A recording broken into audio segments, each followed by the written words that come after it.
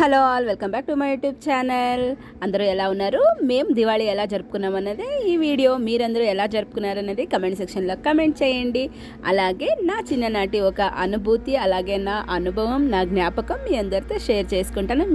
మీకు కూడా ఇలాంటి మెమొరీ ఏదైనా ఉంటే కమెంట్ సెక్షన్లో కమెంట్ చేయండి. అలాగే దీపావళి మేము చాలా సింపుల్గా జరుపుకుంటాం. ఎందుకంటే మాకు నోములు వ్రతము ఏమీ లేదు.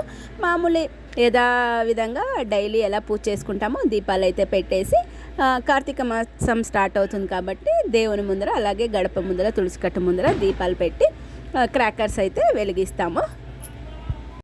ఇక్కడ మాకెళ్ళి అయితే ఆల్మోస్ట్ చాలా అందరి ఇళ్ళల్లో కూడా అమావాస్య నోములు అయితే ఉంటుంది.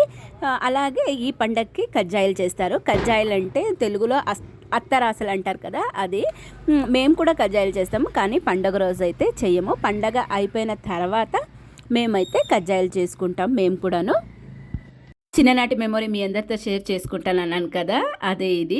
ఏమంటే అది ఎవ్రీ ఇయర్ పటాకులు క్రాకర్స్ కాలుస్తుంటారు కదా, కాలుస్తున్నప్పుడు అప్పుడు నా చిన్నప్పుడు మేము కొంచెం ఫైనాన్షియలీ ఉండేవాళ్ళం కాదు.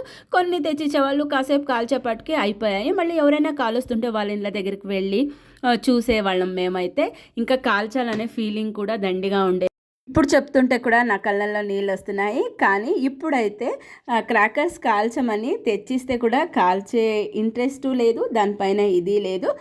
అది ఒక ఏజ్ అని చెప్పొచ్చో ఏమో. ఇప్పుడైతే దానిపైన అస్సలు ఇంట్రెస్ట్ అనేదే లేదో. ఏదో పిల్లలు ఉన్నారు కాబట్టి వాళ్ళ కోసం తేవాలి, క్రాకర్స్ కాల్చాలి అనేది తప్ప నాకైతే లక్షణంగా దేవుని దీపాలు పెట్టుకొని ఉంటే చాలు అనిపిస్తుంది. ఇప్పుడైతే ఎన్ని కావాలంటే కాల్చొచ్చు, తనివి తీరా కాల్చొచ్చు. కానీ ఇప్పుడైతే దానిపైన ఇంట్రెస్ట్ అయితే లేదు. పిల్లలు కాలుస్తుంటే చూసి ఆనందపడతాను అంతేగాని ఏదో ఆరాకొరా ఊరికే.